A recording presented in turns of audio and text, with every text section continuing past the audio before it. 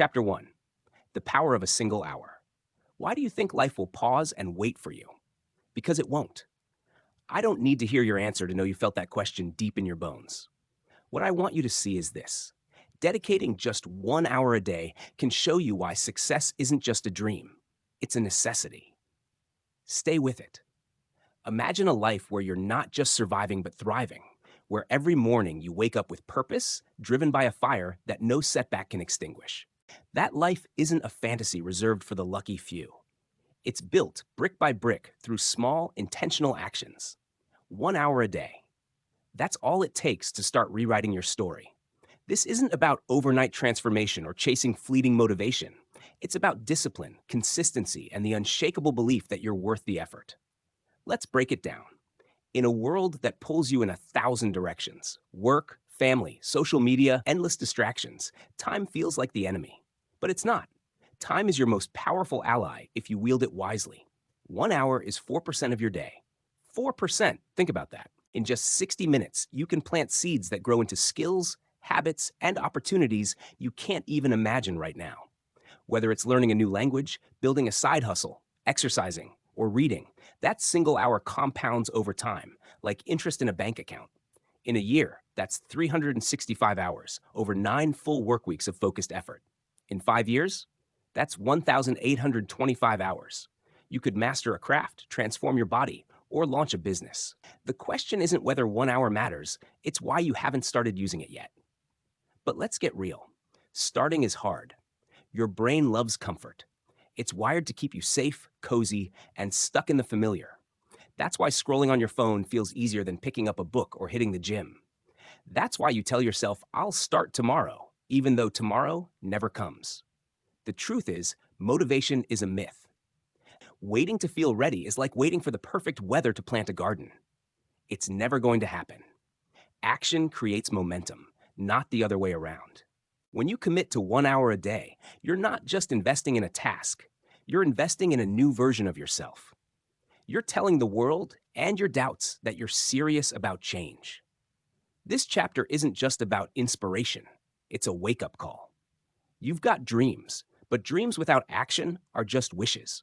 That career you want, that body you're chasing, that freedom you crave, they're not going to knock on your door.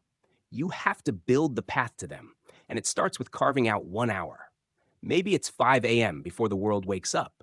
Maybe it's 10 p.m. when the house is quiet. Wherever you find it, protect that hour like it's sacred. Because it is. It's the hour that separates the dreamers from the doers. Think about the people you admire, the entrepreneurs, athletes, artists, or leaders who seem to have it all together. They're not superhuman. They're not working 24 hours a day. They're just consistent. They show up, even when they're tired, even when they don't feel like it. They understand that small daily efforts stack up. Take Arnold Schwarzenegger.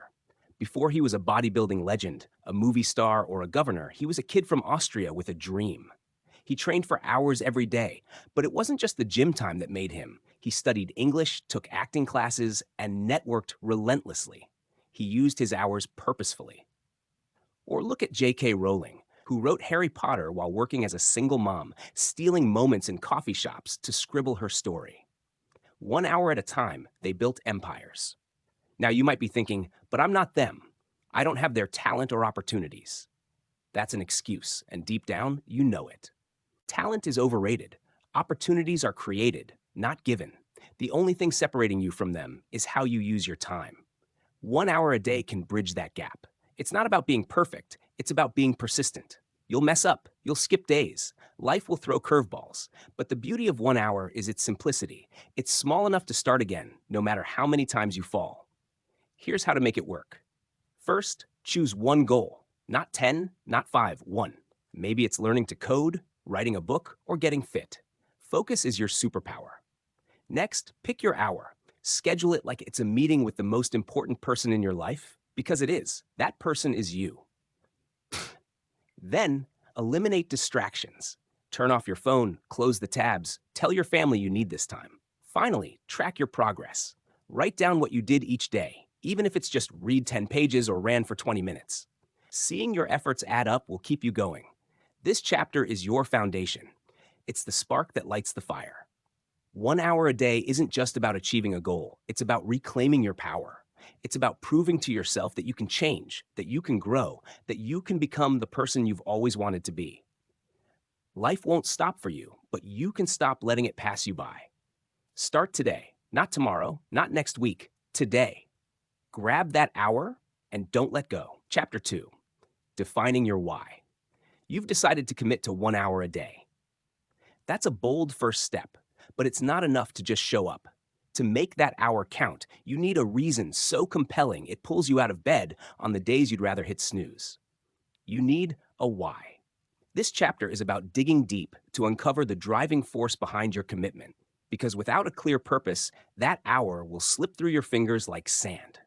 Let's start with a hard truth. Most people fail to stick with their goals not because they lack time, but because they lack clarity. You can have all the discipline in the world, but if you're not crystal clear on why you're doing something, you'll burn out. Your why is the fuel that keeps you going when motivation fades, when life gets messy, or when doubt creeps in. It's the anchor that holds you steady in the storm of distractions and excuses. So, let's figure out what's driving you. Why do you want to change your life? Take a moment to really think about it. Is it freedom? Breaking free from a job you hate or financial stress that keeps you up at night? Is it proving something to yourself or others, showing that you're capable of more than you've settled for? Maybe it's about legacy, building something that outlives you, whether it's a business, a book, or a healthier version of yourself for your kids to look up to. Your why isn't a vague feeling. It's specific, personal, and powerful. It's the thing that makes your heart race and your fists clench with determination. Let's paint a picture. Imagine you're working toward getting fit. You could say, I want to lose weight. But that's surface level. Dig deeper. Why do you want to lose weight? Maybe it's because you want to run around with your kids without gasping for air. Maybe it's because you're tired of feeling invisible in a room, or you want to walk into a meeting with confidence that radiates from the inside out. Or maybe it's because you've seen what happens when health is neglected. Heart disease, diabetes, or a life cut short, and you refuse to let that be your story. That's your why. It's not about the scale. It's about the life you're fighting for. Now let's make this practical. Grab a notebook or open a note on your phone. Write down your goal, the thing you're dedicating your hour to. Then ask yourself, why does this matter to me? Write the first answer that comes to mind. Then ask again, why does that matter? Keep going, peeling back the layers until you hit something raw, something that feels like it's tied to your core. For example, if your goal is to start a business, your first answer might be, I want to make more money. Why? Because I'm tired of living paycheck to paycheck. Why? Because I want to give my family a better life. Why? Because I grew up watching my parents struggle, and I swore I'd break that cycle. There it is. That's the fire. That's what will keep you grinding when the world feels heavy. Your why isn't static. It can evolve. Maybe you start with a goal to learn a new skill, like coding, because you want a better job. As you grow, your why might shift to wanting to create something innovative that changes lives. That's okay. The point is to always have a why that feels alive, something that lights you up even on your worst days. Here's where it gets tough. Your why will be tested. Life doesn't care about your plans. A bad day at work, a sick kid, a car that breaks down. These things will try to steal your hour. And when they do, your why is what will pull you back. It's the voice that says, this is bigger than today's chaos. Let's say you're learning to paint. You're exhausted, the kids are screaming, and the dishes are piling up. You're tempted to skip your hour. But then you remember your why. You're painting because it's the one thing that makes you feel truly alive, a dream you've buried for years under practical responsibilities. That why gets you to the easel, even if it's just for 30 minutes. Let's look at some real-world examples to drive this home. Consider Oprah Winfrey. Her why wasn't just fame or wealth. It was about giving a voice to the voiceless, inspired by her own childhood of poverty and abuse. Every interview, every show, every project she took on was fueled by that purpose. Or take Elon Musk.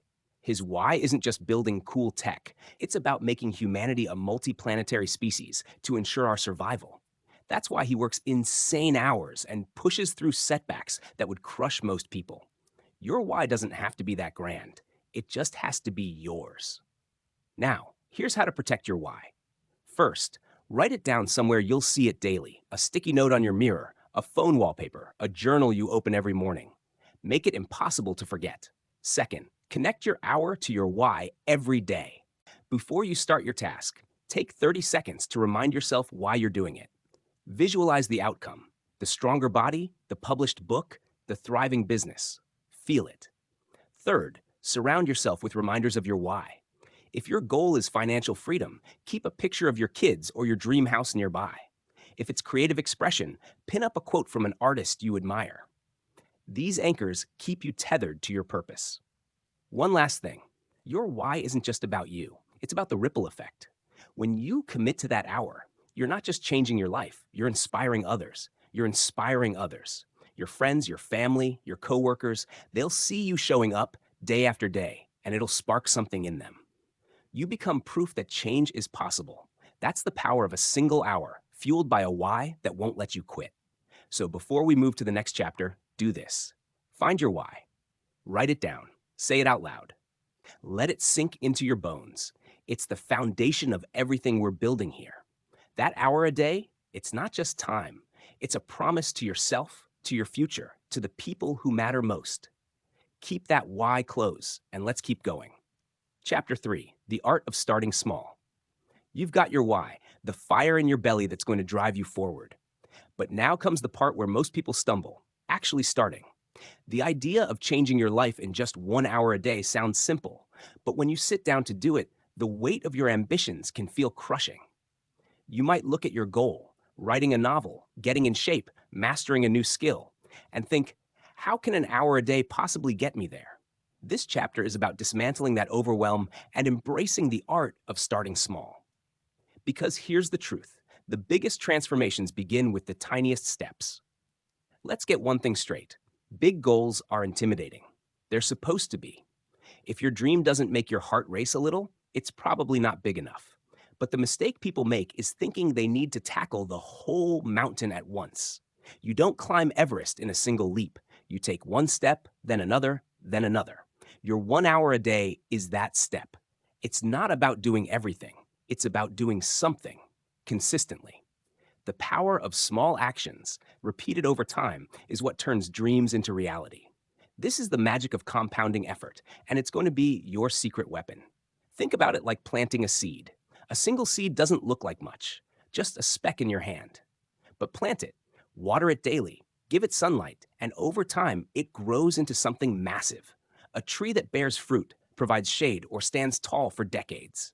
Your hour is that seed. It might feel insignificant today: writing 200 words, jogging for 10 minutes, practicing a few guitar chords. But those small efforts are the roots of your future success. The key is to stop obsessing over the end result and start falling in love with the process. Let's break this down with some science to back it up. There's a concept called the 1% better rule, popularized by productivity experts like James Clear. The idea is simple: if you improve by just 1% each day, those tiny gains compound into massive results over time. For example, if you start with a baseline of 100, say your current skill level or fitness, improving by 1% daily doesn't sound like much. But in a year, that compounds to a 37-fold improvement. 37 times better. That's not linear growth, that's exponential. Your 1 hour a day is your 1 cent. It's the small, deliberate action that stacks up over weeks, months, and years. Now let's make this real. Say your goal is to write a book. A novel is roughly 80,000 words. If you write 250 words a day, about 1 page, that's 91,250 words in a year. That's a full manuscript, written in just 1 hour a day. Or maybe you're trying to get fit. If you start with 15 minutes of exercise and add just 1 minute every few days, in a year, you could be doing intense 45-minute workouts without even realizing how far you've come. The point is, you don't need to write a chapter a day or run a marathon tomorrow. You just need to start where you are, with what you have, and keep going. Here's where the mindset shift comes in. Small doesn't mean insignificant. Society loves to glorify big, dramatic moves: quitting your job to chase a dream, transforming your body in 90 days, launching a startup overnight. But those stories are the exception, not the rule. Most success is quiet, built in the shadows through consistent, unglamorous work. Take the Japanese concept of kaizen, which means continuous improvement. It's about making tiny tweaks, cutting out one sugary drink, reading one extra page, practicing one new phrase in a foreign language. Over time, these micro changes create a tidal wave of progress. Let's look at a real-world example. Consider Warren Buffett, one of the wealthiest people alive. His success didn't come from one big bet. It came from decades of small, smart decisions. Reading financial reports for hours every day, studying businesses, making calculated investments. He didn't wake up one day and decide to be a billionaire. He started small, reading and learning in his spare time as a young man, and let those hours compound. Or take Stephen King. He didn't write Carrie in a weekend. He wrote in stolen moments, often after long shifts at a laundry, chipping away at his stories one page at a time. Their secret? They started small and trusted the process. So how do you apply this to your 1 hour? First, lower the bar, way lower than you think. If your goal is to learn to code, don't aim to build an app in your first week. Start with 10 minutes of a beginner's tutorial. If you want to get healthy, don't overhaul your diet and exercise routine overnight. Start with a 10-minute walk or swapping soda for water. The goal is to make starting so easy you can't say no. This is called the 2-minute rule. Whatever your task, boil it down to something you can do in 2 minutes. Want to read more? Open a book and read one paragraph. Want to meditate? Sit and breathe for 60 seconds. Once you start, you'll often keep going. But even if you don't, you've planted the seed. Next, focus on consistency over intensity. It's better to do a little every day than to go all out once a week and burn out. Your brain loves habits, and habits are built through repetition, not perfection. Research shows it takes about 66 days to form a habit, but the key is to make it automatic. Pick a specific time for your hour, say 7 p.m. every evening, and pair it with a cue, like making a cup of tea or playing a specific song. Over time, that cue will trigger your brain to shift into work mode without a fight. Now, let's address the elephant in the room. Excuses. You'll tell yourself, I don't have time, or I'm too tired, or this is too small to matter. Those are lies your brain tells to keep you comfortable. Remember your why from chapter 2? That's your antidote. When you feel like skipping, picture the life you're building. The stronger body, the finished project, the freedom. Then ask yourself, can I do something for 5 minutes? The answer is almost always yes, and 5 minutes often turns into your full hour. Here's a practical plan to start small. Choose one microtask. Break your goal into the smallest possible piece. Want to learn Spanish? Start with 5 new words a day. Want to start a blog? Write 1 sentence. Set a timer. Commit to just 10 minutes to start. You can stop after that if you want, but you probably won't. Track your streak. Use a calendar or app to mark every day you show up. Watching the chain grow is addictive. Celebrate the wins. Did you do your 10 minutes? Awesome. Reward yourself with something small, a favorite song, a piece of chocolate, a moment to bask in your progress. This chapter is about giving yourself permission to start imperfectly. You don't need to be great to begin, but you need to begin to be great. Your 1 hour a day is your canvas, and every small stroke you make is part of a masterpiece in progress. Embrace the power of small. Trust that those tiny steps are leading you somewhere extraordinary. You're not just building a habit, you're building a life. Chapter 4, Mastering Your Environment. You've got your why, you've embraced starting small, and you're ready to make that 1 hour a day count. But here's a harsh reality. Your environment can make or break your progress. The spaces you live in, the people you surround yourself with, and the tools at your disposal either propel you toward your goal or drag you back into old habits. This chapter is about taking control of your environment to make your 1 hour commitment not just possible, but inevitable. Because success isn't just about willpower.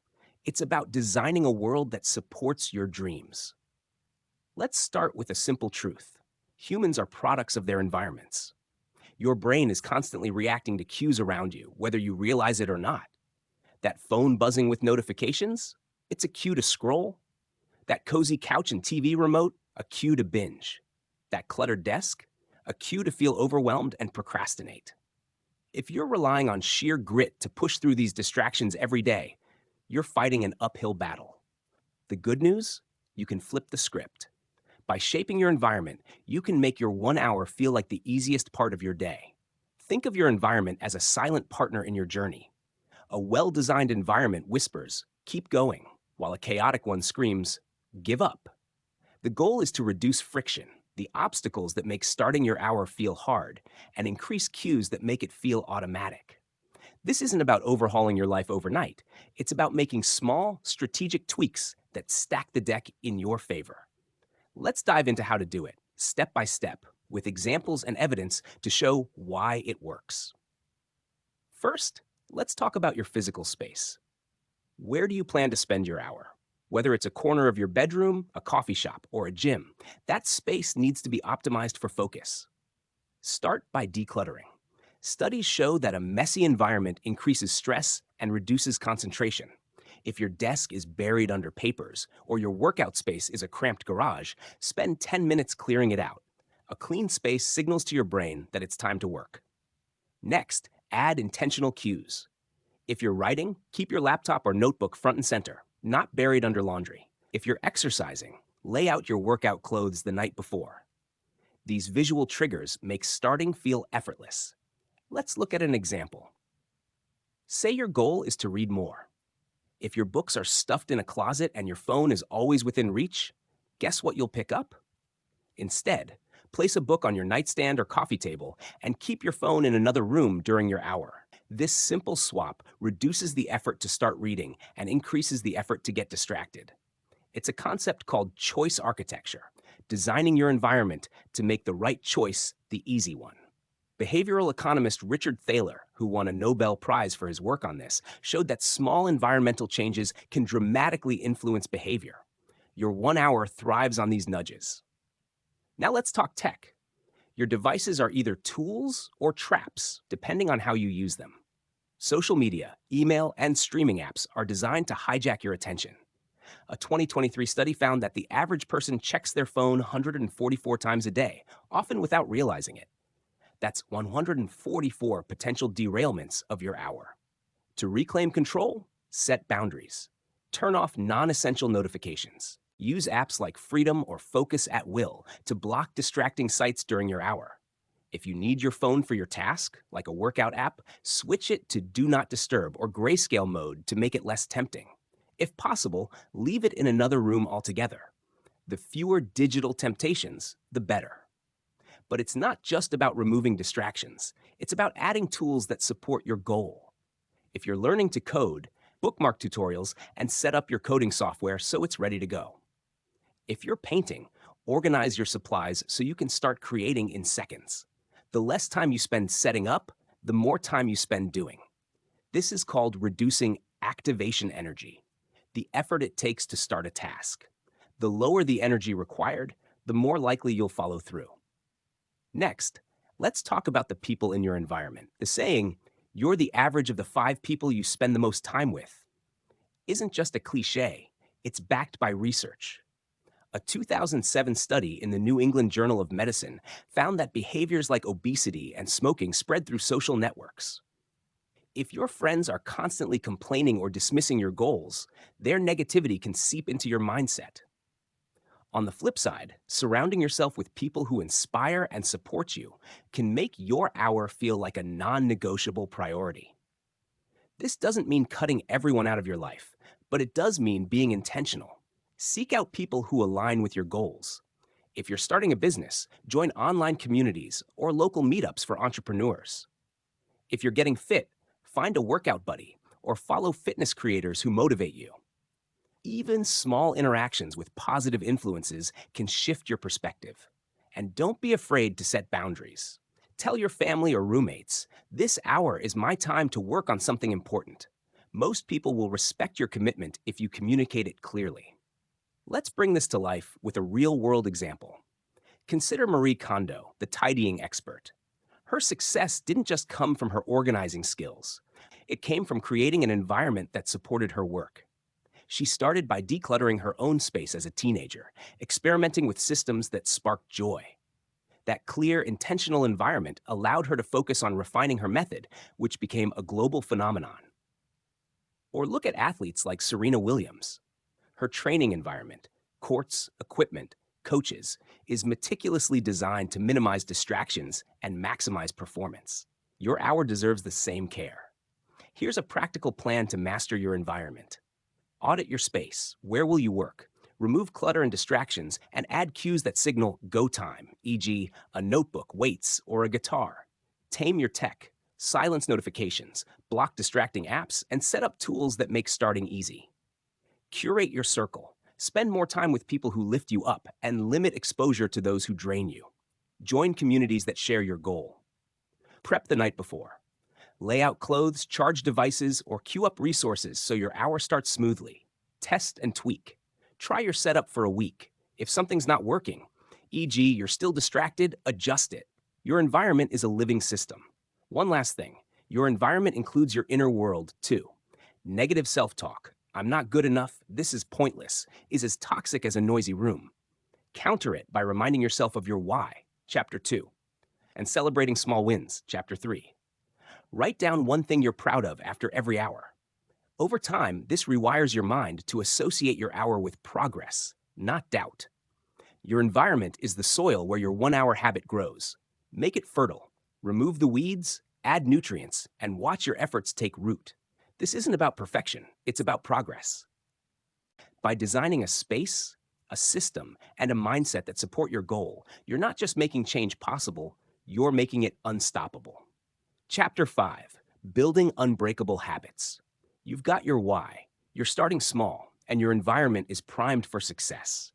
Now it's time to turn your 1 hour a day into a habit so strong it feels as automatic as brushing your teeth. Habits are the backbone of lasting change. They're what carry you through when motivation fades, when life gets chaotic, or when you just don't feel like showing up. This chapter is about understanding how habits work, why they're so powerful, and how to build one around your daily hour that's so ingrained it becomes part of who you are. Let's start with the science of habits. According to Charles Duhigg, author of The Power of Habit, every habit follows a 3-part loop: cue, routine, and reward. The cue is the trigger that tells your brain to start the behavior, like seeing your running shoes by the door. The routine is the behavior itself, your 1-hour task. The reward is the payoff that makes your brain want to repeat it, feeling accomplished, stronger, or closer to your goal. Your job is to engineer this loop so your hour becomes a reflex, not a negotiation. Why are habits so powerful? Because they bypass willpower. Willpower is finite. Psychologists call it ego depletion. Relying on it every day to force yourself into your hour is a recipe for burnout. Habits, on the other hand, run on autopilot. Once they're formed, they require minimal mental effort. A 2006 study in behavior research and therapy found that habits account for about 45% of our daily behaviors. That's nearly half your day running on automatic. By turning your 1 hour into a habit, you're not just changing 4% of your day, you're rewiring your brain to make success inevitable. Let's make this concrete. Say your goal is to practice meditation for an hour daily.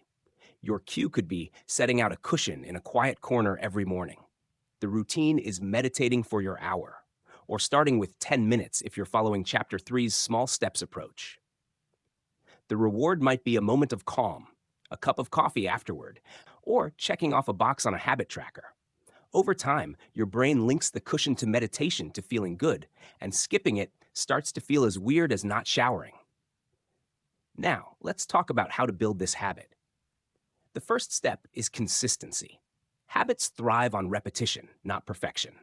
A 2010 study in the European Journal of Social Psychology found that it takes an average of 66 days to form a habit, but the range varies from 18 to 254 days depending on the person and the task. The key is to show up every day, even if your hour isn't perfect. If you're learning to play guitar and one day you only practice for 15 minutes because you're exhausted, that's still a win. It keeps the habit alive. Next, anchor your hour to an existing habit. This is called habit stacking, a term coined by S.J. Scott. The idea is to piggyback your new habit onto something you already do automatically. For example, if you always make coffee at 7 a.m., use that as your cue to start your hour. After I pour my coffee, I'll write for 1 hour. This links the new behavior to an established one, making it easier to remember. If your schedule is erratic, pick a flexible cue, like after dinner, I'll spend 1 hour on my goal. The cue doesn't have to be a time, it can be an event or a place. Rewards are the glue that makes habits stick. Your brain needs to associate your hour with something positive. The reward doesn't have to be big, it can be intrinsic, the satisfaction of progress, or extrinsic, a small treat.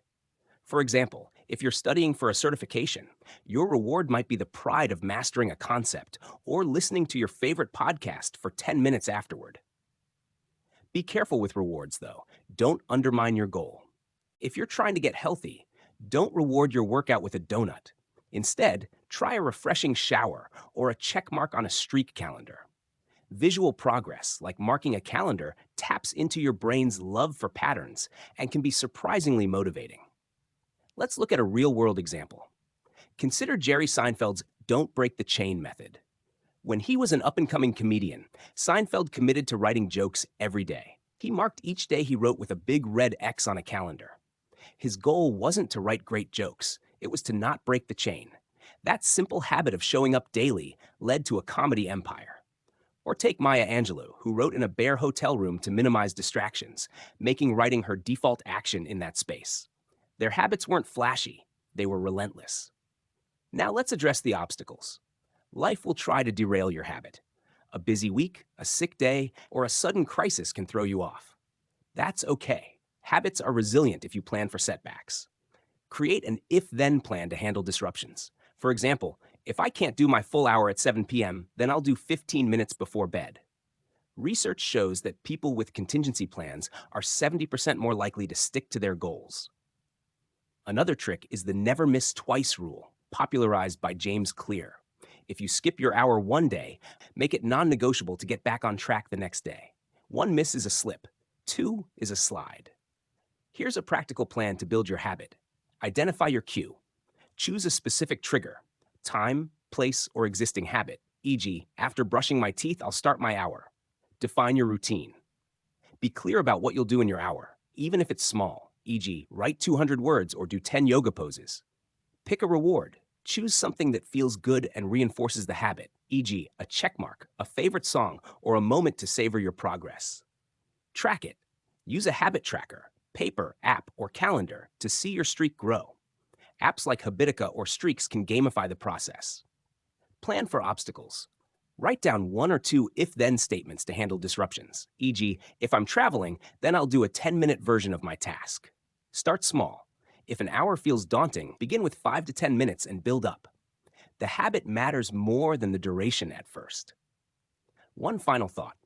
Habits don't just change what you do, they change who you are. When you commit to your hour, you're not just learning a skill or hitting a goal. You're becoming someone who shows up, who prioritizes growth, who doesn't quit. That identity shift is the real magic. Every time you complete your hour, you're casting a vote for the person you want to become. Over time, those votes add up, and "I'm someone who tries" becomes "I'm someone who succeeds." Your 1 hour a day is more than a task. It's a ritual, a promise, a transformation in the making. Build the habit, protect it fiercely, and watch it carry you further than you ever thought possible. Chapter 6. Overcoming Resistance. You're armed with your why. You're starting small. Your environment is optimized, and your habit is taking shape. But there's a sneaky enemy waiting to derail you. Resistance. It's that heavy feeling in your chest when you sit down to start your hour. The voice whispering, "You're too tired," "This is too hard," or "What's the point?" Resistance is universal. It hits everyone, from beginners to legends, but it's not unbeatable. This chapter is about understanding resistance, why it shows up, and how to crush it so your 1 hour a day becomes a non-negotiable part of your life. Resistance is a natural part of any meaningful pursuit. It's your brain's way of protecting you from discomfort, uncertainty, or failure. Back when humans were dodging predators, that instinct kept us alive. But today, it's what keeps you scrolling on your phone instead of writing, working out, or studying. Stephen Pressfield, in his book The War of Art, calls resistance the invisible force that stops creative and personal growth. It's not laziness, it's fear dressed up as excuses. The good news? Once you recognize resistance for what it is, you can outsmart it. Let's break down why resistance shows up. First, it's tied to fear of failure. What if you spend your hour every day and still don't succeed? What if you're not good enough? Second, it's about discomfort. Starting a new habit, whether it's learning to code, running, or meditating, feels awkward at first. Your brain hates that. Third, it's about instant gratification. Your hour is an investment in the future, but your brain craves the quick dopamine hit of social media or Netflix. Understanding these triggers is the first step to defeating them. Let's get practical. Resistance often peaks right before you start. It's that moment when you're about to open your laptop, lace up your sneakers, or pick up your paintbrush. Psychologists call this the transition point, and it's where most people quit. The key is to push through that initial friction. Research from the Journal of Personality and Social Psychology, 2011, shows that people who act quickly, within seconds of feeling resistance, are more likely to follow through. Don't give yourself time to overthink. Set a timer for 5 minutes and commit to just starting. Once you're in motion, resistance often fades. It's like jumping into a cold pool. Scary at first, but you adapt. Here's a real-world example. Before she became a literary icon, Toni Morrison worked as an editor and single mother, carving out writing time in the early mornings. She faced resistance every day: exhaustion, doubt, the pull of responsibilities. But she treated her writing hour like a sacred ritual, showing up even when she didn't feel inspired. Over time, those hours produced Beloved and Song of Solomon. Or consider Michael Phelps, the most decorated Olympian ever.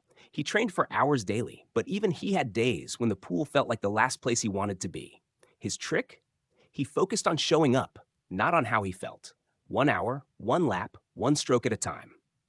Now, let's talk strategies to beat resistance. First, reframe your mindset. Resistance loves to masquerade as logic. I'm too busy, I'll do it tomorrow. Call it out for what it is: fear.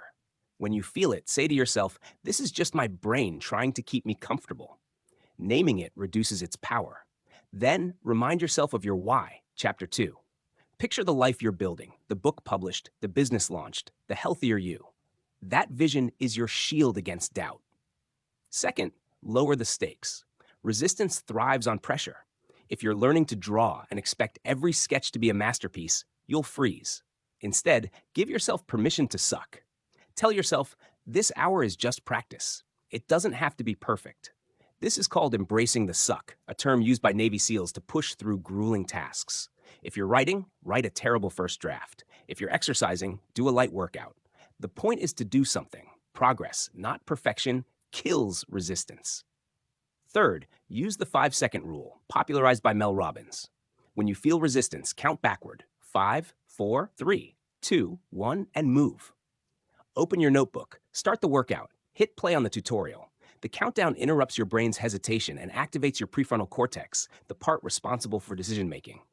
It's simple, but ridiculously effective. Try it next time you're tempted to skip your hour. Fourth, anticipate obstacles. Resistance loves to hide in excuses like, I don't have time, or I'm not in the mood. Plan for them. If you know evenings are hectic, schedule your hour for the morning. If you're prone to procrastination, use the if-then strategy from chapter 5. If I feel too tired, then I'll do 10 minutes instead of an hour. A 2018 study in behavioral science and policy found that people with pre-planned responses to obstacles were 50% more likely to stick to their goals. Fifth, create accountability. Resistance hates an audience. Tell a friend, family member, or online community about your 1-hour commitment. Better yet, find a partner who's also working on a goal and check in daily. Apps like Stickk let you set stakes. If you skip your hour, you donate money to a cause you dislike. The fear of letting someone or your wallet down can overpower resistance. Even posting your progress on social media can work. Just keep it positive, not performative. Let's address a common trap: the all-or-nothing mindset. Resistance will tell you that if you can't do your full hour perfectly, you might as well skip it. That's a lie. If you only have 15 minutes, use it. If you're sick, do a lighter version of your task. The habit of showing up, even imperfectly, keeps resistance at bay. Remember the never miss twice rule from chapter 5, consistency trumps intensity. Here's a practical plan to overcome resistance. Name it. When you feel resistance, acknowledge it. This is just fear, not truth. Start tiny. Commit to 5 minutes to get over the hump. Use the 5-second rule. 5, 4, 3, 2, 1, go. Visualize your why. Before starting, spend 30 seconds picturing the outcome you're working toward. Plan for excuses. Write down your top 3 resistance triggers, e.g., I'm tired, I'm busy, and create an if-then plan for each. Track your wins. After each hour, jot down one thing you accomplished, no matter how small. It's proof you're stronger than resistance. Get accountability. Share your goal with someone or join a group to stay committed. One final thought. Resistance never fully disappears. Even the most successful people feel it. The difference is, they've learned to act despite it. Your 1 hour a day isn't about being fearless. It's about being brave. It's about showing up, even when your brain screams to quit. Every time you push through, you weaken resistance's grip and strengthen your resolve. You're not just building a habit, you're building courage, resilience, and a life you're proud of. Chapter 7, The Power of Focus. You've learned to harness your why. Start small, optimize your environment, build habits, and push through resistance. Now it's time to sharpen one of the most critical skills for making your 1 hour a day transformative. Focus. In a world designed to scatter your attention, the ability to zero in on your task for 60 minutes is a superpower. This chapter is about understanding why focus matters, what steals it, and how to cultivate it so your hour becomes a laser beam of progress. Decode, not a foggy blur of distraction. Focus isn't just about getting more done. It's about getting the right things done. Your 1 hour is precious, and every minute you spend distracted is a minute you're not moving toward your goal. Deep focus allows you to dive into your task, solve problems creatively, and make breakthroughs that shallow work can't touch. Neuroscientists call this state flow, a term coined by Mihaly Csikszentmihalyi. In flow, you're fully immersed. Time melts away and your performance skyrockets. Your 1 hour, when focused, can produce results that outshine hours of half-hearted effort. But focus is under siege. The average attention span has plummeted. Studies estimate it's down to 8 seconds, shorter than a goldfish's. Why? Your environment is rigged against you. Smartphones, notifications, and endless content are engineered to hijack your brain's reward system. A 2023 study found that people spend over 3 hours daily on social media, often in micro doses that fragment their focus. Add in multitasking, checking email while working, listening to a podcast while exercising, and your brain never gets a chance to go deep. The result? You end your hour feeling busy but unaccomplished. Let's break down how to reclaim your focus. First, understand how your brain works. Focus isn't infinite. It's a resource that depletes over time. The prefrontal cortex, responsible for concentration, gets fatigued by decision-making and distractions. That's why you're sharp in the morning, but foggy by afternoon. Your 1 hour needs to be protected during a time when your mental energy is high, and you need strategies to keep it locked in. Start with single tasking. Multitasking is a myth. Research shows it reduces productivity by up to 40% and increases errors. Your brain doesn't do 2 things at once. It switches rapidly, burning energy and losing momentum. During your hour, do one thing. If you're writing, close all tabs except your document. If you're working out, skip the TV and focus on your movements. If you're learning a language, put away your phone. Single tasking sounds simple, but it's radical in a world that glorifies busyness. Next, time block your hour. This means scheduling it like a meeting you can't cancel. Pick a time when you're least likely to be interrupted: early morning, lunch break, or late evening. Then, treat it as sacred. A 2017 study in Chronobiology International found that people perform best on cognitively demanding tasks at their peak alertness times, which vary by chronotype: morning lark or night owl. If you're sharp at 6 a.m., use that. If you're a night owl, carve out 9 p.m. The key is consistency, same time, same place, to reinforce your habit. Chapter 5. Now let's tackle distractions. You optimized your environment in Chapter 4, but focus demands next-level protection. Eliminate digital temptations. Turn your phone to airplane mode or leave it in another room. Use apps like Forest or Cold Turkey to block distracting websites. If you need your computer, open only the tools you need. Manage physical interruptions. If you live with others, communicate your hour's importance. From 7 to 8 p.m., I need uninterrupted time. A closed door or headphones can signal do not disturb. If you're in a noisy space, try noise-canceling earbuds or white noise apps. Another focus killer is mental clutter. Your brain can only hold about 7 pieces of information at once, per cognitive psychologist George Miller's research. If you're worrying about bills, emails, or tomorrow's to-do list, your focus suffers. Before your hour, do a brain dump. Write down everything on your mind: tasks, worries, ideas. This clears mental space and lets you focus on your task. Some people find a quick 2-minute meditation, deep breathing, or a body scan helps reset their mind before starting. Let's look at a real-world example. Cal Newport, author of Deep Work, built his career on focused, distraction-free hours. As a grad student, he'd retreat to quiet spaces, turn off all devices, and work intensely for short bursts. Those hours produced groundbreaking research and best-selling books. Or consider Simone Biles, the gymnastics legend. Her training requires absolute focus. Every flip, every landing demands presence. She uses visualization and routines to lock in, shutting out the world. Your hour, though different, deserves the same intensity. Here's how to deepen your focus. Use the Pomodoro technique. Work for 25 minutes, then take a 5-minute break. Repeat 2 to 3 times to fill your hour. This leverages your brain's natural rhythm. Focus peaks in short bursts. During breaks, step away from screens. Stretch, hydrate, or stare out a window. Set a micro goal for each hour to keep you on track. Instead of work on my business, aim for write a 300-word marketing plan or research one competitor. Specific goals reduce procrastination and give you a clear win. Another trick is to prime your brain. Before starting, spend 1 to 2 minutes reviewing your why, chapter 2, or visualizing your outcome. If you're learning guitar, picture yourself playing a song flawlessly. If you're coding, imagine your app running smoothly. This engages your reticular activating system, the brain's filter for relevance, making it easier to stay on task. Music can help too.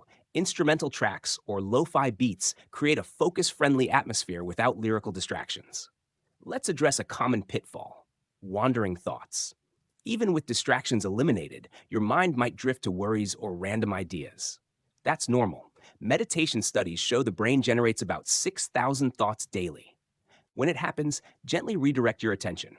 A quick note, "I'll think about that later," can park the thought without derailing you. Over time, your focus muscle strengthens, like any skill. Here's a practical plan to master focus. Time block your hour. Schedule it during your peak energy time and guard it fiercely. Single task. Choose one specific task for your hour and eliminate all else. Kill distractions. Phone off, apps blocked, door closed, headphones on if needed. Clear mental clutter. Do a brain dump or 2-minute meditation before starting. Use Pomodoro. Work in 25-minute sprints with 5-minute breaks to stay sharp. Set a micro goal. Define a clear, achievable outcome for your hour. Track focus wins. After each hour, note how focused you felt and what worked. Tweak as needed. One final thought. Focus isn't just about productivity, it's about presence. Your 1 hour is a gift to yourself, a chance to engage fully with something that matters. When you're truly focused, you're not just checking a box, you're alive, creating, growing. Protect that hour like it's the most valuable thing you own, because it is. With focus, your 1 hour a day doesn't just change your life, it becomes the best part of it. Chapter 8, the compound effect. You're now equipped with your why. Small steps, an optimized environment, strong habits, resistance-busting strategies, and laser-like focus. But how does 1 hour a day actually transform your life? The answer lies in a principle so powerful yet so subtle, it's often overlooked: the compound effect.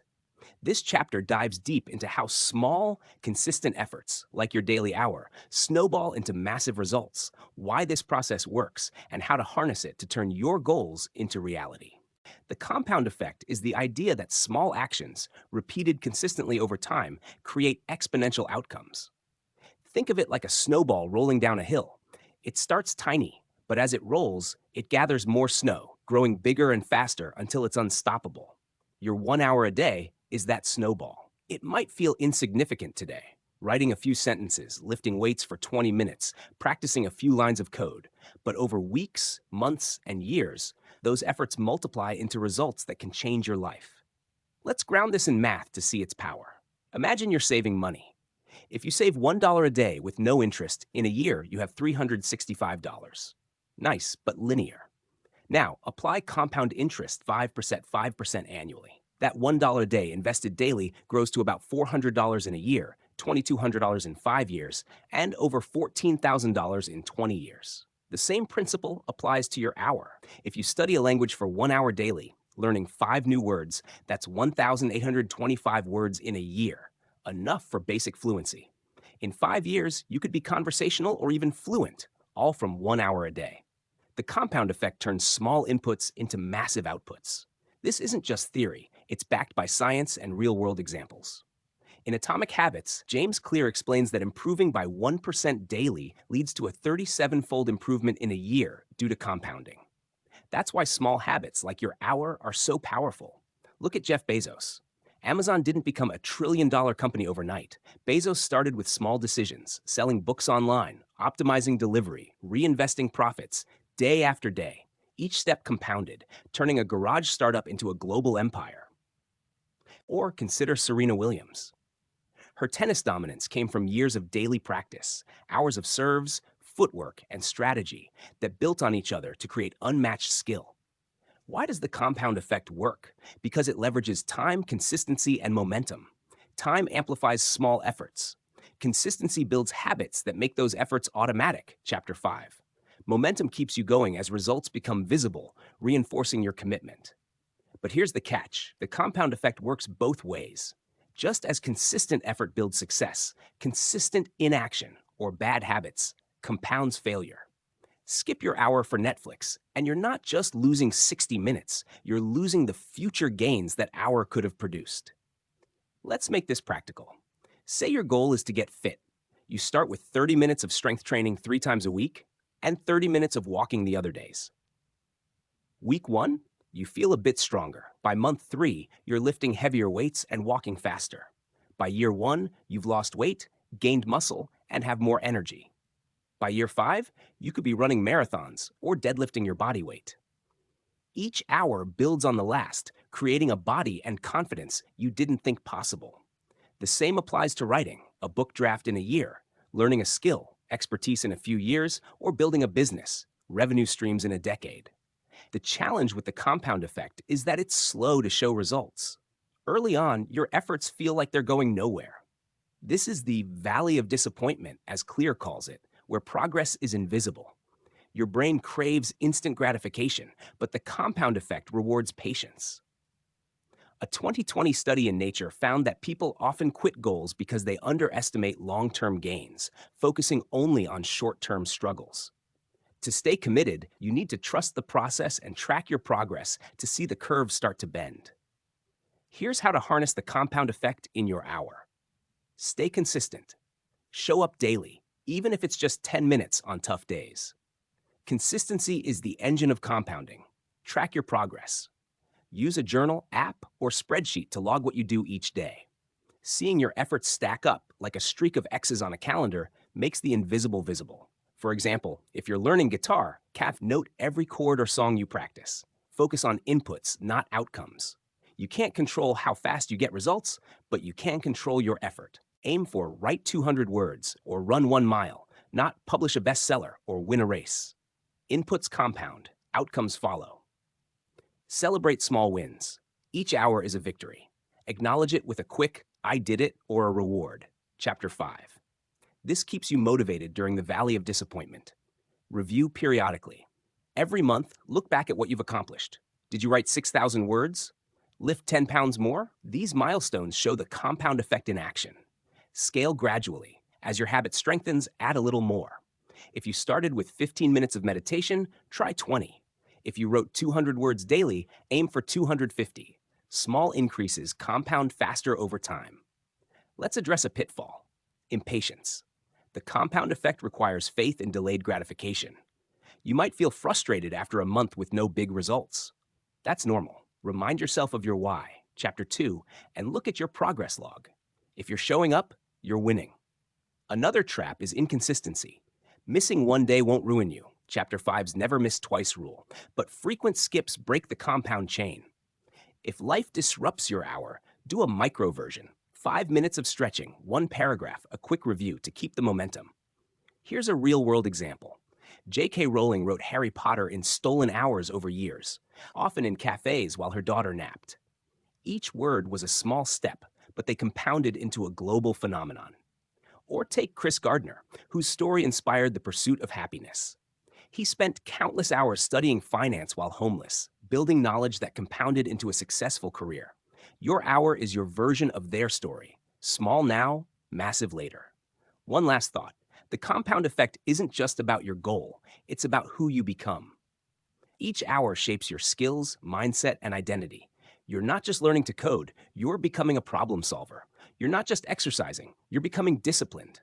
Over time, these small shifts compound into a new you, someone who doesn't just dream but achieves. Trust the process, keep showing up, and let your 1 hour a day work its magic. Chapter 9. Embracing Failure as Feedback. You're now deep into your journey, armed with purpose, habits, focus, and an understanding of the compound effect. But there's a hurdle that trips up even the most dedicated: failure. At some point, you'll stumble. You'll miss your hour, bomb a project, or feel like you're not progressing. That's not a sign to quit. It's a sign to learn. This chapter is about reframing failure as feedback, a critical tool for growth, and using it to make your 1 hour a day even more powerful. Because failure isn't the opposite of success. It's part of it. Let's start with a mindset shift. Failure feels personal, like a judgment on your worth. But it's not. Failure is just data, a signal that something needs tweaking. Thomas Edison famously said he didn't fail 10,000 times while inventing the light bulb. He found 10,000 ways that didn't work. Each failure was a step toward success. Your 1 hour a day will include missteps, bad writing days, weak workouts, or coding bugs. That's not a setback. It's a roadmap. Embracing failure as feedback lets you adjust, improve, and keep moving forward. Why is this so hard? Your brain is wired to avoid failure. Evolutionary psychology tells us humans survived by steering clear of risks that could lead to death or rejection. Today, that instinct shows up as fear of looking foolish or wasting time. A 2018 study in psychological science found that people overestimate the emotional impact of failure, making them avoid risks even when the stakes are low. But here's the truth. The cost of failing during your 1 hour is tiny compared to the cost of not trying. A bad sketch, a missed deadline, or a flubbed presentation won't kill you. They'll teach you. Let's make this real. Say you're learning to code, and your hour is spent on a project that crashes. It's frustrating, but that crash shows you a bug to fix or a concept to revisit. Or maybe you're running and you can't hit your target pace. That's not failure. It's feedback that you need more rest or a different approach. Every stumble reveals something: a gap in knowledge, a weak habit, or an unrealistic expectation. Your job is to analyze it, not agonize over it. Real-world examples prove this. Oprah Winfrey was fired from her first TV job because she was too emotional for news. That failure taught her to lean into her authenticity, leading to a talk show empire. Or consider Walt Disney, who faced bankruptcy and rejection before creating Mickey Mouse. Each flop taught him resilience and innovation, shaping his legacy. Your 1 hour will have its own failures, small or large, but they're stepping stones, not roadblocks. Here's how to turn failure into feedback during your hour. Reframe the story. When something goes wrong, don't say, "I failed." Say, "What did I learn?" Write down one lesson from every setback. For example, if your writing session produced garbage, note, "I learned I need to outline first." Analyze objectively. After a failure, ask 3 questions. What went wrong? Why did it happen? What can I do differently? If your workout felt awful, maybe you didn't eat enough or pushed too hard. Adjust and try again. Start with a growth mindset. Carol Dweck's research shows that people with a growth mindset, believing skills can be developed, handle failure better. Tell yourself, "I'm not good at this yet." Your hour is practice, not a performance. Experiment intentionally. Treat your hour like a lab. Test different approaches, new study methods, workout routines, or creative processes. If one fails, you've gained data. Thomas Edison didn't guess his way to the light bulb. He tested systematically. Celebrate effort, not just results. Reward yourself for showing up, even if the outcome isn't perfect. A 2019 study in motivation and emotion found that focusing on effort over results boosts resilience. Pat yourself on the back for trying. Seek external feedback. If you're stuck, ask for input.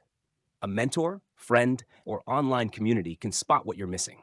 For example, if you're learning photography, share your shots and ask for constructive critique. Let's address a trap: perfectionism. It's the evil twin of failure. If you aim for flawless results in your hour, you'll freeze or give up when things go wrong. Perfectionism kills progress by making failure feel catastrophic. Instead, aim for good enough. If you're writing, a messy draft is better than no draft. If you're exercising, a short workout beats none. Progress compounds, Chapter 8, but only if you keep going through the messy bits.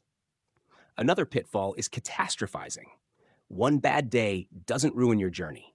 A 2021 study in Nature Communications found that people often overestimate the impact of a single failure on long-term goals. If you miss your hour or produce subpar work, use the never miss twice rule, Chapter 5, and get back on track. One skipped day won't break the compound effect. A habit of quitting will. Here's a practical plan to embrace failure as feedback. Log your failures. After each hour, note one thing that didn't go well and one lesson learned. This builds a habit of seeing failure as data. Set failure goals. Plan to fail a certain number of times, say 5 bad sketches or 3 buggy code attempts. This normalizes failure and encourages risk-taking. Review weekly. At the end of each week, look at your failures and lessons. What patterns emerge? Maybe you're overcommitting or need more resources. Adjust accordingly. Talk to yourself like a coach. Instead of, I suck at this, say, I'm learning and I'll get better. Self-compassion boosts resilience, per a 2017 Journal of Personality study. Learn from others' failures. Read about people in your field who failed and bounced back. Their stories normalize setbacks and inspire persistence. One final thought. Failure is a teacher, not a tyrant. Every misstep during your 1 hour a day is a chance to grow smarter, stronger, and more skilled. The only true failure is quitting. By treating setbacks as feedback, you turn your hour into a laboratory for growth, where every experiment, good or bad, moves you closer to your goal. You're not just building a skill or a project, you're building a mindset that thrives on challenges. Keep failing forward, and your 1 hour will carry you to places you can't yet imagine. Chapter 10, the momentum multiplier. You've built a foundation with your why, small steps, an optimized environment, strong habits, resistance-busting strategies, focused effort, the compound effect, and a healthy view of failure. Now it's time to talk about momentum, the force that turns your 1 hour a day from a daily grind into an unstoppable wave of progress. This chapter explores how to create, sustain, and amplify momentum so your hour becomes not just a habit, but a driving force that propels you toward your goals faster than you thought possible. Momentum is the feeling of being in the groove. When your efforts start to flow, results pile up, and showing up for your hour feels less like work and more like a natural part of your day. In physics, momentum is mass times velocity.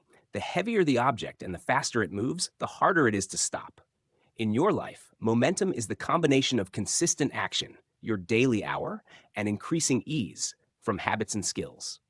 Once you've got it, it's like riding a bike downhill, effortless and exhilarating. But building it takes intention, and sustaining it takes strategy.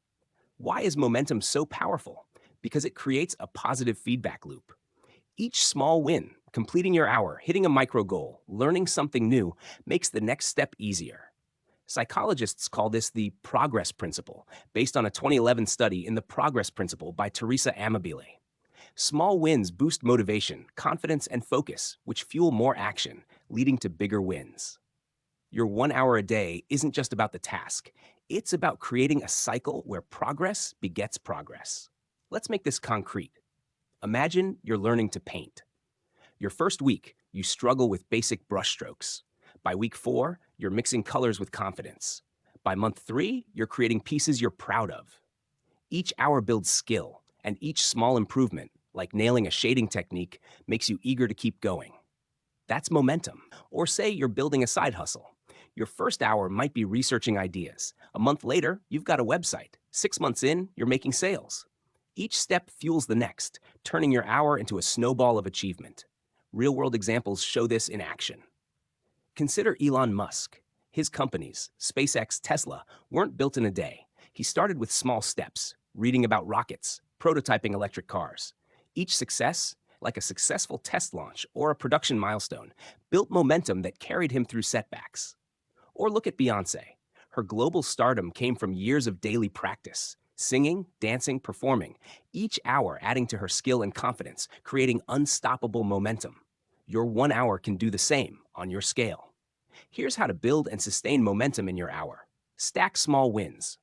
Break your hour into achievable micro goals. Chapter 7. If you're writing, aim for 200 words. If you're exercising, hit 10 push-ups. Each win releases dopamine, the brain's reward chemical, making you want to keep going. A 2019 neuroscience study found that dopamine spikes from small achievements drive motivation. Track your streak. Use a calendar, app, or journal to mark each day you complete your hour. Seeing a chain of X's, like Seinfeld's method, Chapter 5, creates a visual cue that fuels momentum. Apps like Habitify or Way of Life can make this fun. Reflect on progress. At the end of each week, review what you've accomplished. Did you learn 20 new Spanish words? Run an extra mile? These milestones, however small, show you're moving forward, which keeps momentum alive. Increase intensity gradually. As your habit solidifies, push a little harder. If you started with 15 minutes of meditation, try 20. If you're coding, tackle a slightly harder project. Gradual increases prevent burnout while accelerating progress, per the compound effect, Chapter 8. Ride the wave. When you feel in the zone, lean into it. If you're writing and words are flowing, keep going past your hour if time allows. These bursts amplify momentum. Surround yourself with inspiration. Connect with people pursuing similar goals, online forums, local groups, or mentors. Their energy is contagious, boosting your drive. A 2020 Journal of Social Psychology study found that positive social influence increases goal persistence. Now let's tackle momentum killers. The biggest threat is disruption. A missed day, a life crisis, or a plateau can stall your progress. To prevent this, use the never miss twice rule, Chapter 5. If you skip your hour, make it non-negotiable to show up the next day, even for 5 minutes. Another killer is boredom. If your hour feels stale, mix it up. Try a new workout, a different writing prompt, or a fresh learning resource. Variety keeps your brain engaged without breaking the habit. Perfectionism is another trap. If you obsess over flawless results, you'll hesitate to start, slowing your momentum. Embrace good enough. Chapter 9. A messy draft or an imperfect workout still counts. Finally, watch out for isolation. Momentum thrives on connection. Share your progress with a friend or community to stay accountable. Even a quick "I did my hour" text can reinforce your commitment. Here's a practical plan to build momentum. Set a micro goal daily. Make it specific and achievable, e.g., read 5 pages or practice 10 minutes of yoga. Track every day. Mark your calendar or app after each hour. Aim for a 7-day streak, then 30, then 90. Review weekly. Write down what you accomplished and how it felt. Celebrate progress, no matter how small. Add variety. Every few weeks, tweak your approach to keep it fresh, e.g., try a new tutorial or switch up your routine. Plan for disruptions. Create an if-then plan, Chapter 6. If I'm traveling, I'll do a 10-minute version of my task. Share your wins. Tell a friend, post online, or join a group to amplify your momentum through accountability. One final thought. Momentum isn't just about speed. It's about direction. Your 1 hour a day is a commitment to moving toward the life you want. Every time you show up, you're not just building a skill or hitting a goal. You're building a force that carries you forward. Momentum makes hard things easier, small steps bigger, and dreams real. Keep pushing, keep showing up, and let your 1 hour become the engine of a life transformed. Chapter 11. The Energy Equation. You've built momentum, mastered focus, embraced failure, and tapped into the compound effect. But there's a hidden factor that can make or break your 1 hour a day: energy. Without the physical, mental, and emotional fuel to show up consistently, even the best strategies fall flat. This chapter is about understanding your energy, optimizing it, and aligning your 1 hour with your natural rhythms to maximize impact. Because your hour isn't just about time, it's about what you bring to it. Energy is the currency of progress. You could have a perfect plan, a distraction-free environment, and a burning why. But if you're exhausted, stressed, or burned out, your hour will feel like pushing a boulder uphill. The good news? Energy isn't fixed. You can cultivate it through small, intentional choices.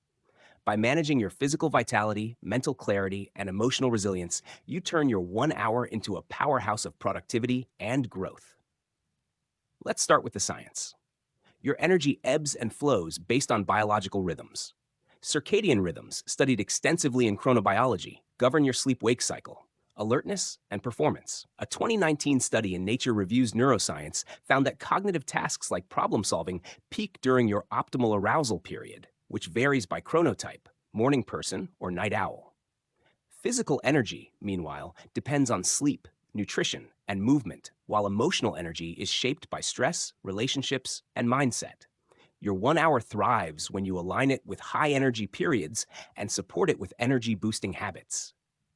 Why does energy matter so much? Because it's the difference between a half-hearted hour and a transformative one. A 2020 Journal of Occupational Health Psychology study showed that high energy levels correlate with better focus, creativity, and persistence, key ingredients for your hour.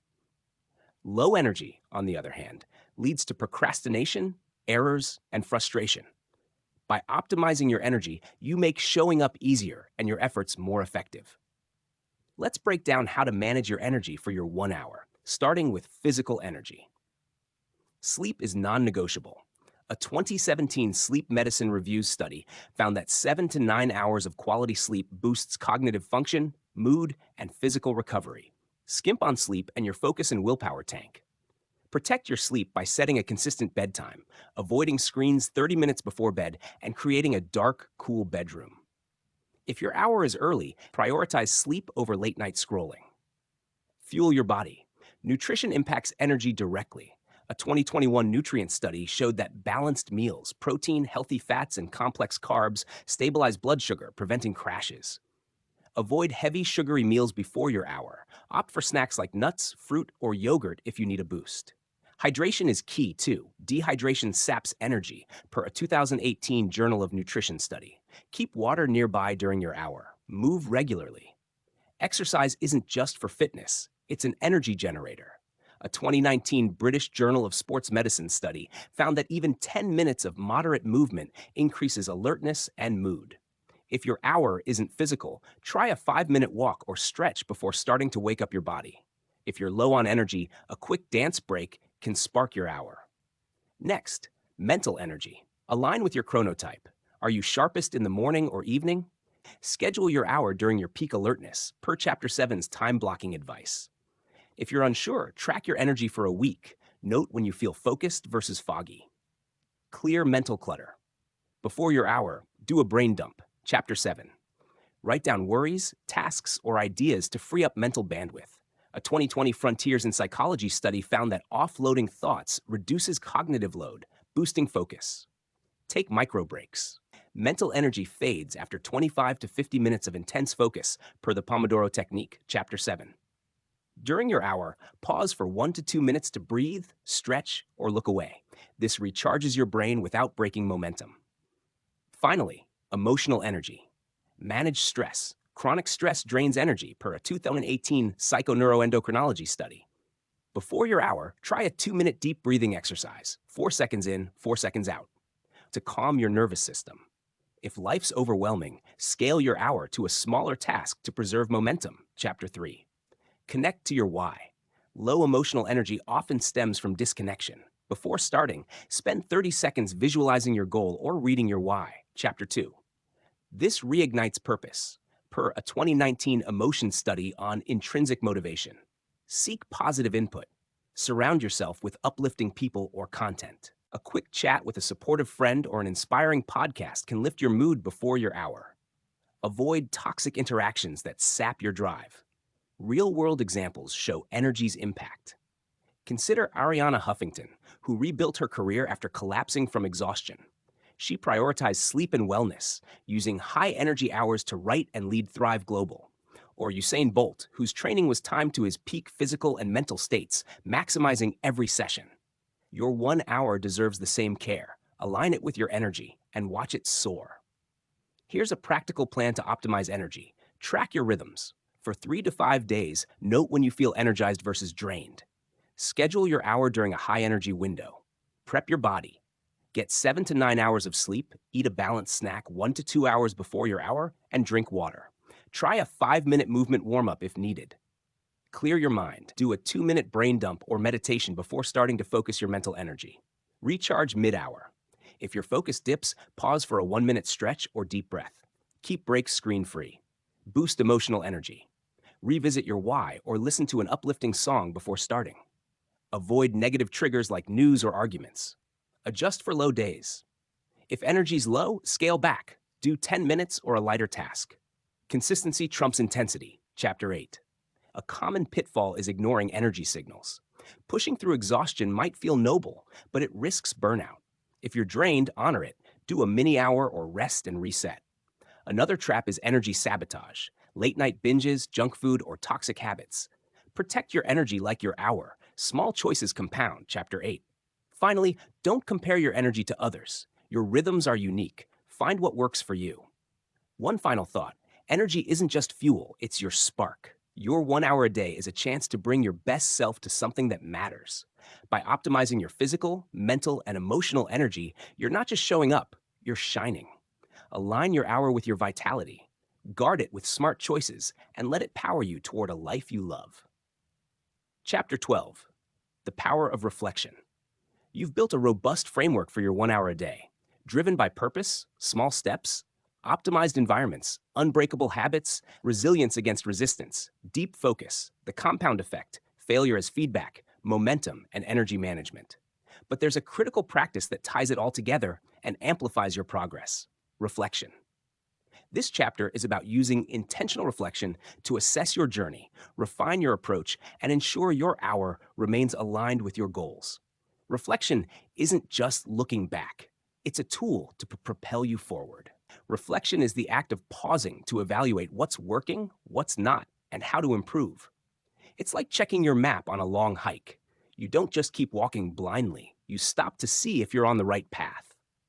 Without reflection, you risk drifting off course, repeating mistakes, or missing opportunities to grow. Your 1 hour a day is a commitment to progress, but progress demands awareness. By regularly reflecting, you turn your hour into a cycle of learning, adapting, and accelerating toward your vision. Why is reflection so powerful? It engages your brain's prefrontal cortex, the part responsible for planning and decision-making, helping you make sense of your efforts. A 2014 study in Harvard Business Review found that employees who spent 15 minutes reflecting on their workday improved performance by 23% compared to those who didn't. Reflection helps you spot patterns, habits that work, obstacles to avoid, and build self-awareness, which is key to long-term success. For your hour, it's the difference between blindly grinding and strategically evolving. Let's make this practical. Reflection isn't about overthinking or dwelling on failures. It's about asking the right questions to gain clarity. For example, if your goal is to write a novel, reflecting might reveal that your morning hour produces better work than your evening one. If you're getting fit, you might notice that skipping warm-ups leads to sluggish workouts. These insights let you tweak your approach, making your hour more effective. Here's how to reflect effectively. Schedule it. Set aside 5 to 10 minutes weekly. Sunday evening works well, to review your week's hours. Monthly, do a deeper 20-minute reflection. Consistency makes reflection a habit, like your hour itself. Chapter 5. Ask key questions. Use these prompts to guide you. What went well this week, month? E.g., I wrote 1,000 words or I ran 5 miles. What didn't work? E.g., I got distracted by my phone or I felt too tired. What did I learn? E.g., outlining saves time or I need more sleep. What can I do differently? E.g., block apps during my hour or schedule workouts earlier. Track data. Keep a simple log of your hours. Use a notebook, app, or spreadsheet. Note what you did, how you felt, and any wins or challenges. For example, if you're learning guitar, record songs practiced or chords mastered. This builds on Chapter 8's tracking advice, making progress tangible. Celebrate wins. Reflection isn't just about fixing problems, it's about recognizing progress. Did you show up 5 days this week? Nail a new skill? Celebrate with a small reward. Chapter 5, to reinforce momentum. Chapter 10. Adjust your plan. Use insights to optimize your hour. If evening hours feel sluggish, try mornings. Chapter 11. If distractions are an issue, strengthen your environment. Chapter 4. Small tweaks compound over time. Reconnect with your why. Every month, revisit your why. Chapter 2. Has it evolved? Does your hour still align with it? This keeps your efforts meaningful. Real-world examples show reflection's power. Ray Dalio, billionaire investor, attributes his success to radical reflection. He logs every decision, analyzes outcomes, and adjusts his strategies, turning mistakes into principles that built Bridgewater Associates. Or consider Simone Biles, who reflects on every training session to refine her routines, helping her dominate gymnastics. Your 1 hour deserves the same intentionality. Reflecting turns it from a task into a growth engine. Let's address pitfalls. One is skipping reflection because it feels like wasted time. But 10 minutes of reflection can save hours of misdirected effort. Another is focusing only on negatives, which breeds discouragement. Balance critique with gratitude. Note what's working, not just what's broken. Finally, avoid overcomplicating it. Reflection doesn't need fancy tools. A pen and paper or a quick voice memo works. Here's a practical plan for reflection. Weekly check-in, 5 to 10 minutes. Sunday evening, answer the 4 questions above. Write or type your thoughts. Example, this week I studied coding for 5 hours. Distractions were an issue. I learned I need to block social media. Next week, I'll use an app blocker. Monthly deep dive, 20 minutes. Review your log. Look for patterns. When were you most productive? What drained you? Adjust your schedule, environment, or goals. Revisit your why. Log daily wins. After each hour, jot down one thing you accomplished, e.g., wrote 200 words or learned 5 new phrases. This builds momentum and fuels reflection. Use a tool. Try a journal, a note-taking app like Notion, or a habit tracker like Habitica. Keep it simple but consistent. Seek external input. Occasionally, ask a mentor, friend, or community for feedback on your progress. They might spot patterns you miss. Celebrate progress. Each month, reward yourself for sticking with your hour, a treat, a break, or sharing your wins with someone. A common trap is neglecting to act on insights. Reflection without action is just daydreaming. If you realize you're more productive in the morning, reschedule your hour. If distractions are killing focus, implement stricter boundaries. Chapter 7.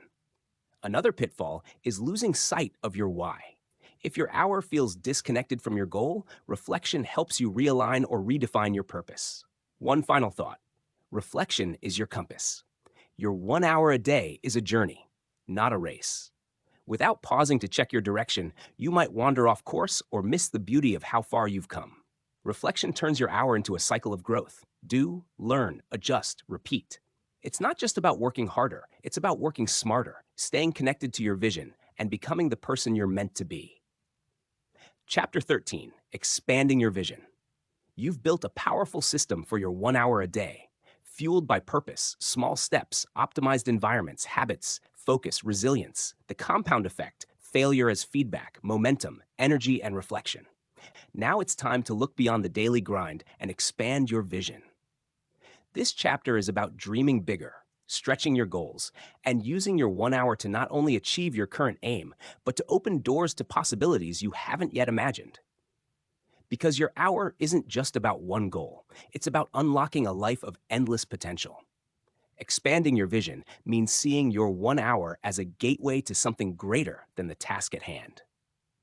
It's about recognizing that the skills, discipline, and mindset you're building can take you far beyond your initial goal. Maybe you started with an hour to get fit, but that discipline could lead to running a marathon, coaching others, or starting a fitness brand.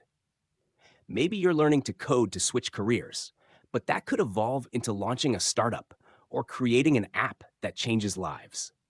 Your hour is a seed, and expanding your vision is about daring to imagine the forest it could grow into. Why does this matter? A limited vision keeps you stuck in a small box.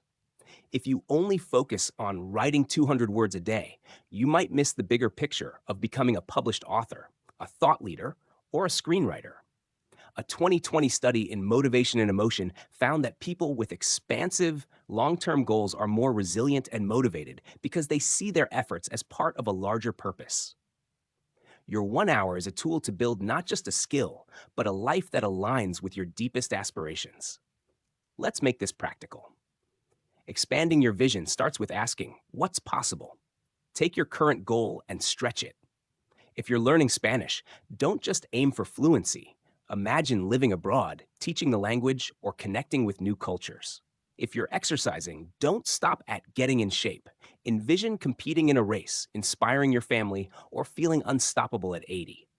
This isn't about abandoning your original goal. It's about seeing it as a stepping stone to something bigger. Here's how to expand your vision while keeping your hour grounded. Dream big, then reverse engineer. Write down your wildest dream related to your goal. Want to write a bestseller? Start a business? Picture it vividly. Then work backward. What skills, connections, or milestones will get you there? Use your hour to tackle one piece at a time. For example, if you're writing, your hour might shift from write 200 words to study storytelling techniques or pitch to publishers. Explore adjacent skills. Your hour is building a foundation. Leverage it. If you're learning graphic design, try animation or branding. If you're running, experiment with yoga or strength training. A 2019 Journal of Applied Psychology study found that cross-training skills boosts creativity and adaptability. Connect with bigger communities. Join groups, online or local, related to your goal. If you're coding, engage in developer forums like GitHub or Stack Overflow. If you're painting, attend art shows or follow artists on X. Seeing others' ambitions will spark your own. Learn from role models. Study people who've gone big in your field. How did they scale their efforts? For example, if you're starting a business, read about Sarah Blakely, who turned a $5,000 investment into Spanx by constantly expanding her vision. Use your hour to study their strategies or emulate their habits. Revisit your why. Your why, Chapter 2, isn't static. As you grow, ask, does this goal still excite me? Could it lead somewhere bigger? If your why was financial freedom, maybe your vision expands to creating generational wealth or mentoring others. Set stretch goals. Once your initial goal feels achievable, add a bigger one. If you've mastered 10 yoga poses, aim for a 30-day challenge. If you've written a short story, try a novella. Stretch goals keep your hour dynamic, per Chapter 10's momentum advice. Real-world examples show the power of an expanded vision. JK, Rowling didn't just aim to write a book. She envisioned a world with Harry Potter that spanned books, films, and theme parks. Her daily writing hours grew into a global phenomenon because she dared to think bigger. Or consider Elon Musk, whose early coding hours led to PayPal, then SpaceX, Tesla, and beyond. He used each achievement as a springboard to a grander vision. Your 1 hour can do the same. Start small, but dream big. Let's address pitfalls. One is staying too comfortable. If your hour feels easy, you might be coasting. Challenge yourself to push beyond your current goal. Try a harder project or a new skill. Another trap is fear of thinking too big. Imposter syndrome might whisper, "Who am I to aim that high?" Counter it with your why and the evidence of your progress. Chapter 12's reflection. Finally, avoid spreading yourself too thin. Expanding your vision doesn't mean chasing 10 goals at once. Stay focused on 1 or 2 per Chapter 7. Here's a practical plan to expand your vision. Dream session, 10 minutes. Once a month, write or brainstorm. If I had no limits, where could this goal take me? Let your imagination run wild. Map the path. Identify 1 or 2 bigger milestones your hour could lead to, e.g., turn my blog into a book or use fitness to coach others. Break them into small steps for your hour. Learn from others. Spend 1 hour a month researching role models or joining communities in your field. Note their big picture strategies. Tweak your hour. Adjust your daily task to align with your expanded vision. If you're learning photography, shift from take 10 photos to study lighting techniques for portraits. Track big picture progress. In your weekly reflection, Chapter 12, note how your hour is moving you toward your bigger vision. Celebrate steps like new skills or connections. Stay grounded. Keep your hour focused on one goal, but let your vision inspire you to push harder or explore new directions. One final thought. Your 1 hour a day is a spark, but your vision is the flame. By expanding what you believe is possible, you transform your hour from a task into a bridge to a bigger life. You're not just learning a skill or hitting a goal, you're building a mindset that sees no limits. Dare to dream bigger. Use your hour to take one step toward that dream and watch how far it carries you. Chapter 14, The Ripple Effect. You've built a powerful system with your 1 hour a day. Rooted in purpose, small steps, optimized environments, habits, resilience, the compound effect, failure as feedback, momentum, energy, reflection, and an expansive vision. Now it's time to explore an often overlooked outcome of your daily commitment, the ripple effect. This chapter is about how your 1 hour doesn't just change you, it transforms your relationships, community, and even the world around you. Your hour is a pebble dropped in a pond, creating waves that extend far beyond what you can see. The ripple effect is the idea that small actions, like your daily hour, create cascading impacts. When you show up consistently, writing, exercising, learning, you're not just building a skill or hitting a goal. You're becoming a better version of yourself, and that version inspires others, shifts your environment, and contributes to something bigger. Your commitment to your hour models discipline, growth, and possibility, influencing the people and spaces around you in ways you might not expect. Why does this matter? Because your 1 hour is never just about you. A 2020 study in social, psychological, and personality science found that behaviors and attitudes, like dedication or positivity, are contagious within social networks. When you prioritize your hour, you show friends, family, or colleagues what's possible. Your progress might motivate a friend to start their own habit, inspire your kids to chase their dreams, or shift your workplace's culture toward growth. Your hour is a gift to yourself and to those around you. Let's make this concrete. Say you're using your hour to get fit. As you gain strength and confidence, you might start encouraging your family to join you for walks, sparking healthier habits in them. Or, if you're writing a blog, your posts could resonate with readers, offering insights that change their perspective. Even small ripples, like sharing a tip you learned during your coding hour with a coworker, can plant seeds of change. Your 1 hour creates a chain reaction. You grow, you inspire, and others grow too. Real-world examples highlight this. Consider Malala Yousafzai. Her commitment to education, studying despite threats, didn't just change her life. It inspired a global movement for girls' education. Her hour of learning rippled out to millions. Or take Kevin Systrom, who built Instagram in small coding sessions. His work didn't just create a platform. It gave millions a way to connect and create. Your hour might not change the world on that scale, but it can change your world, your family, community, or circle of influence. Here's how to amplify the ripple effect of your 1 hour. Share your journey. Talk about your progress with friends, family, or online communities. Post on X about your daily hour, e.g., day 30 of learning guitar, nailed my first song. This isn't boasting, it's inspiring. A 2019 Journal of Social Psychology study found that sharing goals publicly increases accountability and motivates others. Model the behavior. Be the example. If you're consistent with your hour, others notice. Your kids see discipline. Your friends see dedication. Lead by doing, not preaching. Teach what you learn. Share a skill or insight from your hour. If you're learning photography, show a friend how to frame a shot. If you're studying finance, explain a concept to a family member. Teaching reinforces your knowledge and spreads value. Connect with purpose. Use your hour to contribute to something bigger. If you're writing, create content that uplifts others. If you're exercising, join a charity run. Aligning your hour with a cause amplifies its impact. Inspire through progress. As you hit milestones, finishing a project, reaching a fitness goal, share the story, not just the result. People are moved by the struggle and persistence, per a 2021 emotion study on narrative impact. Create a feedback loop. Invite others to join your journey. Start a small group, a writing club, a workout crew, where everyone commits to an hour. Collective momentum strengthens everyone's ripples. Let's address pitfalls. One is keeping your hour a secret out of fear or humility. While you don't need to broadcast every step, sharing selectively can create accountability and inspire others. Another trap is expecting immediate ripples. The impact on others might take time. Focus on your consistency, and the waves will spread naturally. Finally, avoid letting others' reactions dictate your hour. Some might not get it. That's okay. Stay true to your why. Chapter 2. Here's a practical plan to create ripples.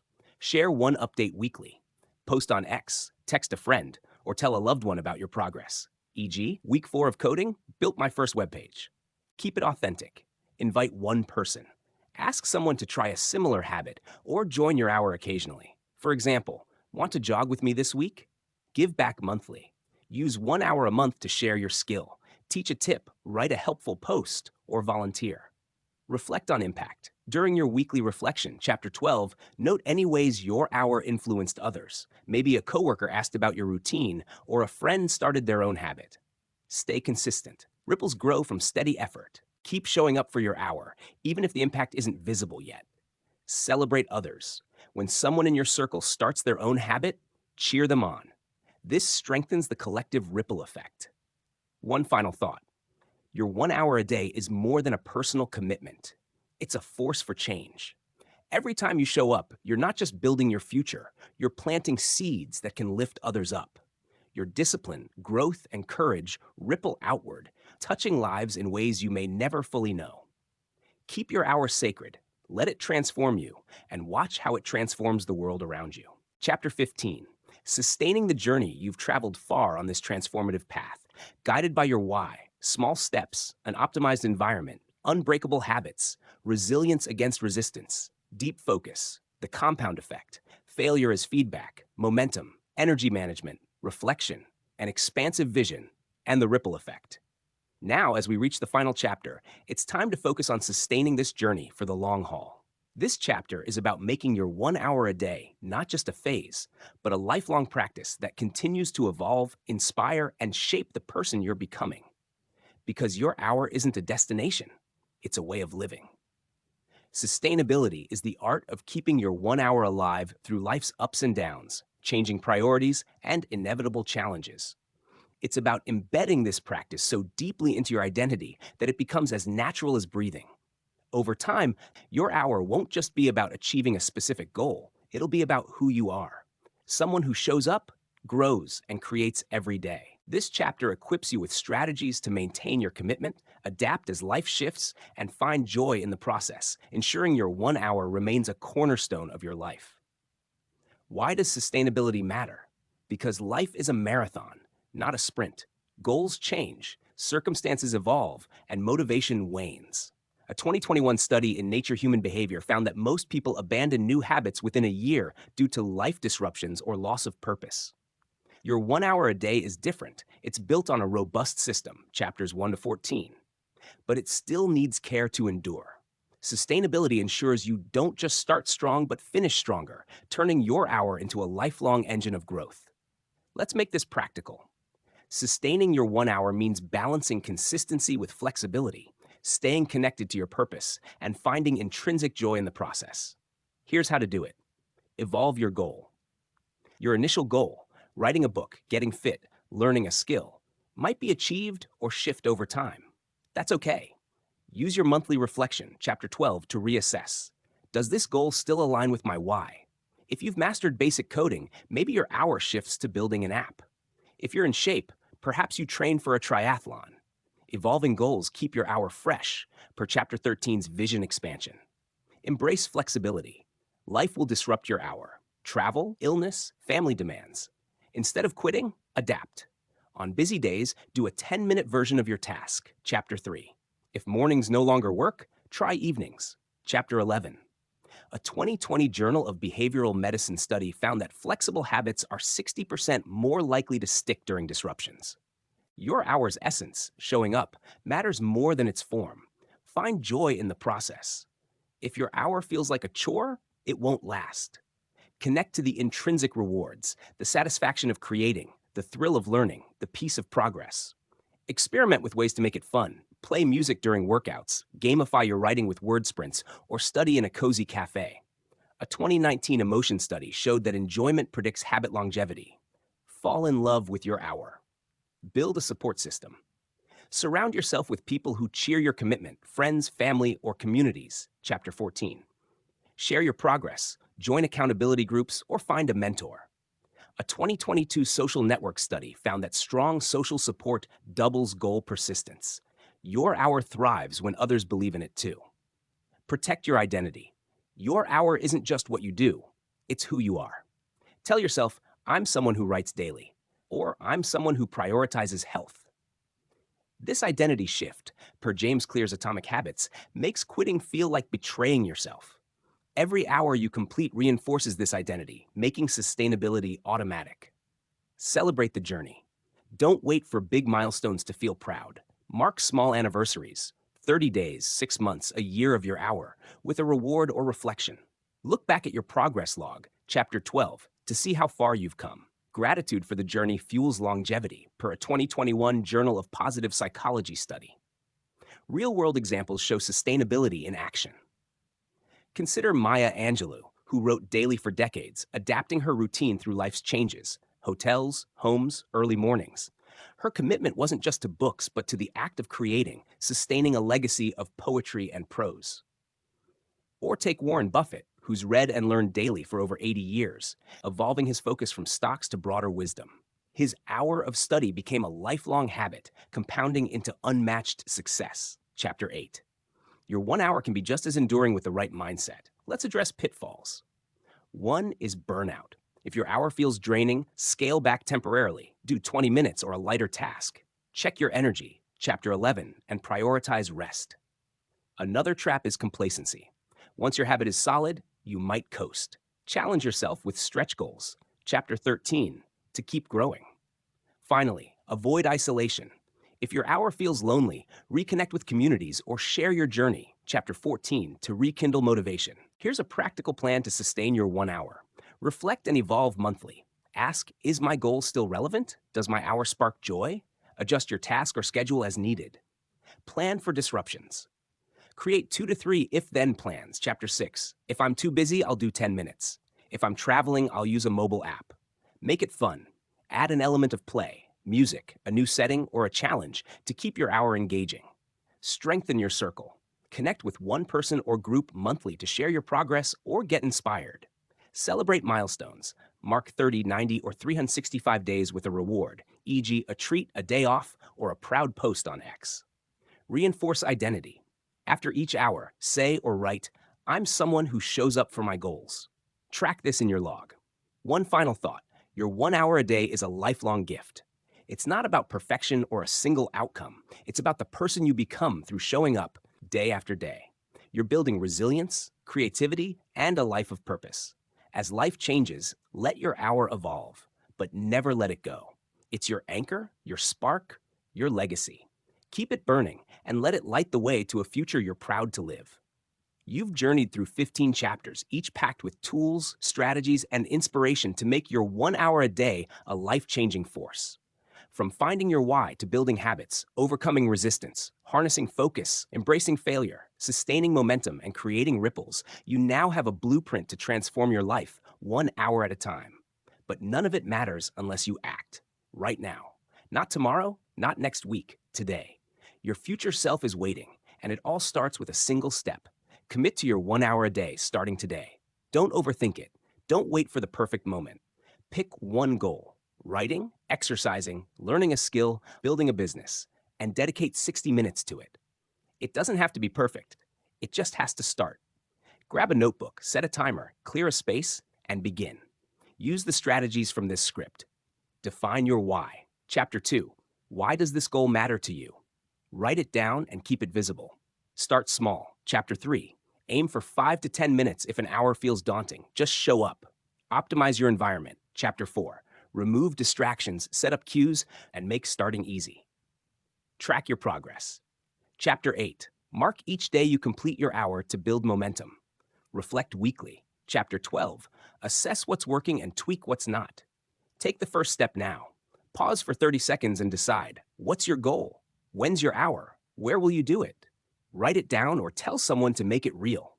If you're unsure, start with something simple. Read 1 page, do 10 push-ups, write 1 sentence. The compound effect, chapter 8, ensures that small actions grow into massive results. Every hour you invest is a vote for the life you want. Join the movement. Share your commitment on X with 1 hour a day and inspire others. Connect with a friend or community to stay accountable. Chapter 14. You're not alone. Your hour is part of a ripple effect that can lift up everyone around you. Don't wait.